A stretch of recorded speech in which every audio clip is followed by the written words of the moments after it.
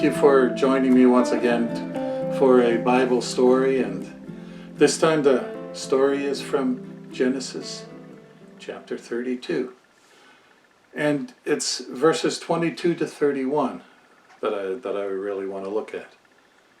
Now, let me ask you, when you first meet a person,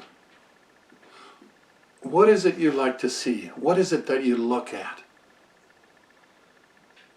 It's the face, right? Now, in the Old Testament, the word panim means face, and it's used to show a person's attitudes or feelings. The intimacy of a right relationship with God is expressed by God's turning his face toward people or being seen. Now, for me, quite honestly, the moment that I see the eyes, that seems to be the moment when I make contact with the soul of the person, when I make a real connection. That's when I really call it being face to face with that person. In the Old Testament, in Exodus 33, from verses 14 to 23, we can read about face.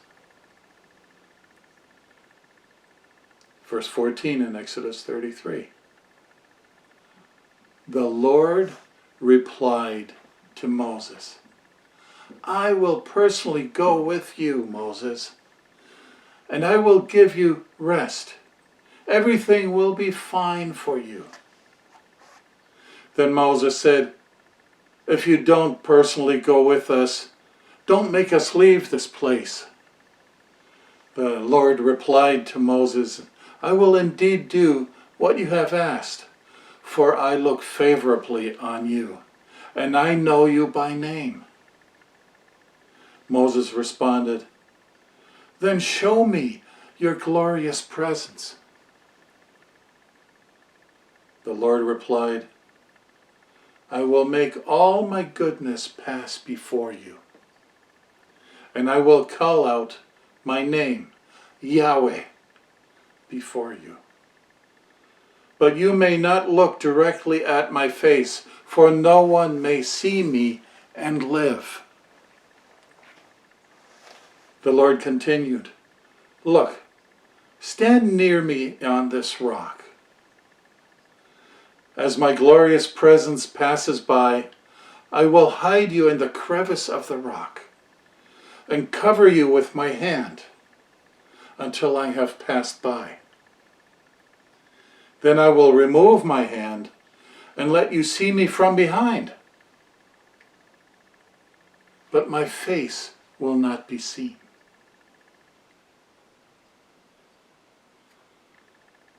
And yet God did permit Moses some direct experience of himself. And then we also have Jacob, who experienced God in the form of a man in Genesis 32. Jacob tried to reconcile with his brother Esau by sending gifts with these instructions. "Look, your servant Jacob is right behind us." He was trying to appease his brother. In verse 22, Jacob got up and took his 2 wives, his 2 servant wives, his 11 sons, and crossed the Jabbok River with them. Verse 23, after taking them to the other side, he sent over all his possessions during the night.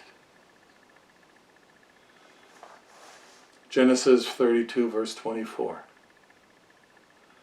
This left Jacob all alone in the camp, and a man came and wrestled with him until the dawn began to break. When the man saw that he would not win the match, he touched Jacob's hip and wrenched out his socket, and wrenched it out of its socket. Then the man said, Let me go, for dawn is breaking."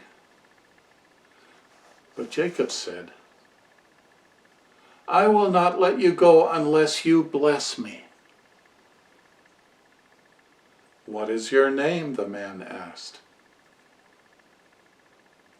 He replied, "Jacob." "Your name will no longer be Jacob," the man told him. "From now on, you will be called Israel, because you have thought with God and with man and have won." "Please tell me your name," Jacob said. "Why do you want to know my name?" the man replied. Then he blessed Jacob there. Verse 30. Jacob named the place Peniel, which means face of God. For he said, "I have seen God face to face, yet my life has been spared."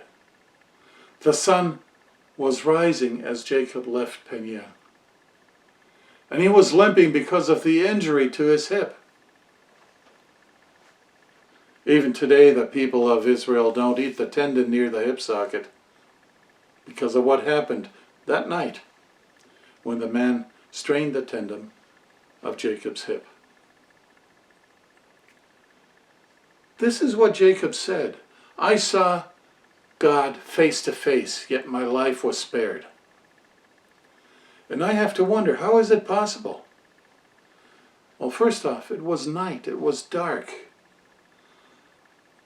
How could Jacob have seen God's face directly and not see his glory? Now in the New Testament, the disciples might have been in awe like Jacob was. And when the Apostle John wrote in John 1:14, "So the Word became human and made his home among us. He was full of unfailing love and faithfulness. And we have seen his glory, the glory of the Father's one and only Son." And then in Matthew 17, during the Transfiguration, part of verse 1, Jesus took Peter and the two brothers, James and John, and led them up a high mountain to be alone. As the men watched, Jesus' appearance was transformed, so that his face shone like the sun, and his clothes became as white as light. Suddenly, Moses and Elijah appeared and began talking with Jesus. Paul says this in 2 Corinthians 3:7 and verses 16 to 18. As he looks back at the Old Testament, and he says, verse 7, "The old way, with laws etched in stone, led to death, though it began with such glory that the people of Israel could not bear to look at Moses' face. For his face shone with the glory of God, even though the brightness was already fading away." Then in verse 16, "But whenever someone turns to the Lord, the veil is taken away. For the Lord is the Spirit, and wherever the Spirit of the Lord is, there is freedom." So all of us who have had that veil removed can see and reflect the glory of the Lord. And the Lord, who is the Spirit, makes us more and more like him as we are changed into his glorious image. Would that we all could see the face of God. Be blessed. until we see each other again.